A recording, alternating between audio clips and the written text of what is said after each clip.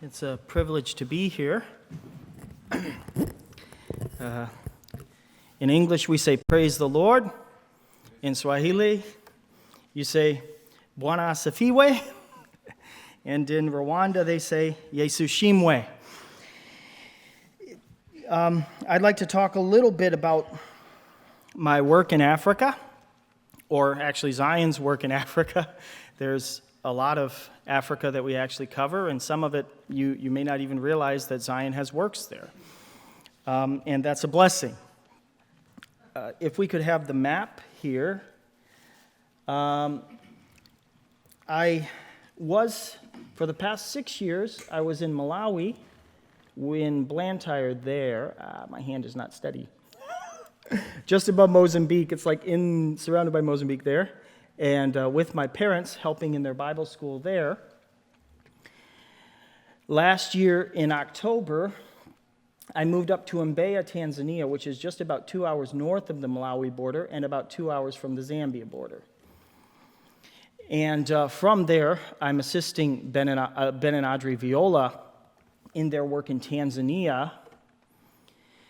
And I think Pastor Justin Stewart mentioned the work in Zimbabwe, which I will be visiting probably for 2 weeks at a time, twice next year, to teach in the Bible schools there. And there's a lot going on there. Now, what I think a lot of people maybe haven't heard a lot about is the work that Zion has, the ZMI schools that are actually in place under Cornerstone in East Africa. And those I've been visiting for the last 6 years, I believe. The first one's in Uganda, and they have a diploma-level school there, but that I teach at. But there are also 20 other certificate-level schools that have been founded in other parts of the country that I have not actually. I've only visited one of those for a graduation ceremony. So they're scattered throughout the country, and even more than that, graduates of the schools that are not directly affiliated with Zion have started a lot of schools in their own churches.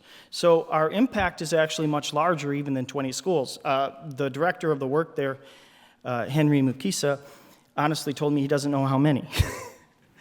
He says, he tells them, they tell him, he trains them, and then they want to start a school. And he says, that's fine. Go ahead, teach me like I taught you, but I can't help you with it. I'm too busy. And he really is, because he not only oversees the main one in Uganda, as well as going to many of those 20 other ones, but he also was at one time staying in Kigali, just below. This thing has just died on me, too. Just below, you have the country of Rwanda. And there's a Bible school there in Kigali, which he helped found. And then 2 years ago, so for 5 years I'd been going to those two, and then I think it was 2 years ago, a new school opened up in Burundi, which is now added to the list. So for the last 2 years I've been going to Uganda, Rwanda, and Burundi, teaching in the Bible schools there. And there really is there are a lot of students, there's a lot of hunger. The churches are growing, and not only that, we have possibilities of openings in South Sudan from there. Pastor Henry Mukisa would like to open up a Bible school in South Sudan. He has. Now, unfortunately, this map is pre-South Sudan split, but Juba there is the capital of South Sudan now. So if you it's really probably about the southern third of Sudan. It's not really the southern half. Would be what is now called Southern Sudan. And there was a possibility, there were several pastors interested. Pastor Aloysius Ntegi actually went up to meet with them and had met with them, and then the civil war broke out in South Sudan, which postponed things but did not stop things. Currently, as I've last heard, Pastor Mukisa was still hoping to go up there to meet with some people. The situation currently is that the government of Uganda is backing the current government of South Sudan. So in government-held areas, a Ugandan doesn't have a trouble getting in there.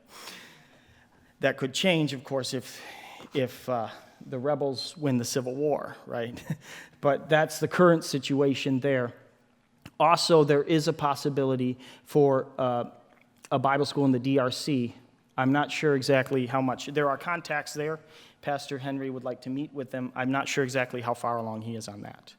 But there's definitely the possibility in a few years. So if you'd like to pray for new openings, those would be two very good areas where we could reach, and especially perhaps in the next couple years, we could see something going. How big, I don't know, but a start of something. And a little bit more about these countries. Uganda is the world's second largest producer of bananas.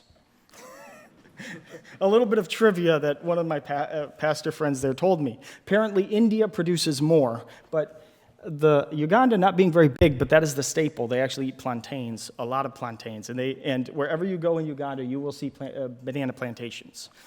Rwanda, in the middle, there's the three countries. Okay, Uganda is right there in between Sudan, Democratic Republic of Congo, and Kenya. And then just below that, you may not even be able to really see it on the map because it's not big, is Rwanda. It only takes you about 2 hours any direction from Kigali, which is just about in the center, to leave the country. So it's very, very circular in shape and very small. Rwanda is probably the cleanest country in Africa. They ban plastic bags, and so if you come in there with a plastic bag, they confiscate it at the border, and you can buy paper bags to put your things in. It's called the country of 1,000 hills, and I think the bus goes around every single one of them when you go through it on the way to Burundi. And if you're already not feeling well, that's not a good thing. But the hills are very beautiful and green. And then Burundi is almost heart-shaped, kind of interestingly. And it borders the top of Lake Tanganyika, and you can actually see the DRC across the lake.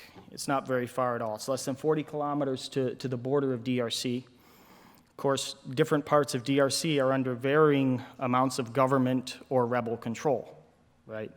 It's a very different country because some areas could be relatively safe. Some areas are virtually war zones and have been for the last 50 years. So, but still, it might be possible in some areas of the country to actually have a Bible school. And I've been going there quite once a year for a week each country. And they've asked me recently if I go for 2 weeks in each country. So that is the plan for next year. And there's a lot of need, a lot of desire for the word.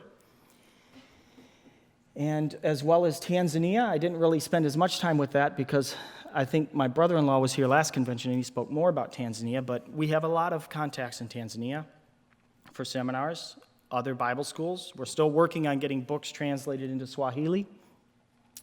There is one good contact we have, a denomination with 5 Bible schools in Tanzania that Ben and I have both been teaching at. So a week in each place. And that will continue, hopefully, in the next year when I get back, and we'll start planning my schedule when I get back in Tanzania, the schedule for next year, which currently is looking like about 5 months of traveling when you add it all up together between Zimbabwe and Malawi, the Bible schools there, and then Tanzania, and then the 6 weeks would be in the rest of East Africa. So you could say I'm a true Azungu. What Pastor Justin Stewart said is true. That's what they use for white man. But what the word Azungu really means in Bantu languages is to go around. And so when they saw a white man, this is a man who wanders around. That's and so I am a very true Azungu. Just a few little things about some of the things that can happen when you're traveling in Africa. There are some interesting things you see on the bus. The one time I was heading back to Malawi on the night bus, which is an experience in itself. But this bus basically leaves Mzuzu, which is in northern Malawi, right about there, and travels down to Blantyre, which takes about 12 hours, and it does that at night. So you leave about 7 at the night, and you get it about there about 7 in the morning, or sometimes they leave at 5 in the afternoon and get there about 5 in the morning. This one left at 7 at night, and we were somewhere in the north of the country at around 1 in the morning when someone got on the bus, and they had this package with them, which they stuck on the luggage rack up top there, above the seats. The funny thing about this was this package was a cardboard box, small cardboard box, with yellow tape wrapped around it, which said biohazard on it. So, and it wasn't specifically secure up there either. Now, the thing is, because this was Africa, I was not sure. Did this man just borrow this tape from his work to wrap? I mean, those of you who've been in Africa, you know exactly what I'm talking about, right? All sorts of tape gets repurposed all the time. So it could have been that, or it could have been something that really I wouldn't want to know about. But either way, God protects you, right? Nothing happened, and it's been a couple years now, so if it was anything serious, I think we know about it by now. My sister does say she doesn't want to travel with me. There's a few reasons for that. One of them is I was once, the first time I went up to Tanzania to visit them, this was on my way to East Africa, I took the night bus again. And it was a little bit early getting out of the station, so I thought it actually left 15 minutes early, which you're not doing bad at that point. But before it left the actual city limits of Blantyre, it broke down. And then they came out, and after 2 hours decided, well, it wasn't really that serious, so we were on the road again without doing anything really to it. I think it was something to do with the transmission gearing, so I don't think they could hit top gear or something. But and then at about 3 in the morning, we're traveling by the lake shore, so you're very close to Lake Malawi, and the road is elevated, and there's a marsh on either side. And I was almost asleep when all of a sudden the bus decelerated very quickly, and there was a loud thud, and I knew we'd hit something. There was just something this was more than just braking. And so there was a lot of people speaking in Chichewa, which I can understand some, but at first I thought we must have hit a person, because there are some villages out there, at nighttime it's easy to hit someone, but I realized after a while that from understanding Chichewa, they were saying we'd hit an animal, but I couldn't figure out what type of animal because I didn't know the word for it. After a while, I eventually asked someone who spoke English, and they told me it was a hippo. Which makes sense because they forage at night, and they're very near, and they like marshy areas. So that was it. And that's why my sister thinks I'm unlucky. I'm probably the only missionary in all of our acquaintance who's ever been on a bus that has hit a hippo. in maybe 30 years of experience or whatever, most people, this doesn't happen that often. I would assume, I don't know your actual rates of accidents, but I assume it's the hippo wins most of the time. So we had to get out of our bus, and thankfully we're on the road again in a very short time. Within 2 hours, they had another bus there. So, some things in Africa work very well, because we were pretty far from what I would have thought was the nearest bus. And the radiator was totally destroyed on that bus, so you knew it had hit a hippo. But we continued, and then I was heading up to Tanzania, and this is something to remember when you're praying, not just for safe travels, but also for timely travels, because the border between Tanzania and Malawi closes at 6 o'clock. So the delay means that you're rushing the whole way, trying to get on the bus, hoping that you get there before the border closes. Well, as it happened, I was just about to the border, and I was about 15 minutes from the border, and my sister called me because she was waiting for me on the other side. And, she said, "Do you think you're going to make it?" And I'm like, I'm near the border now. I don't know exactly how far it is, but I'm on the last taxi, the last 45-minute ride to the border now, so should be okay. Anyway, while I was talking to her, my cell phone died because the battery was going a little bit. So I arrived at the border at 6:15. And, most border towns in Africa are not the places you want to spend the night.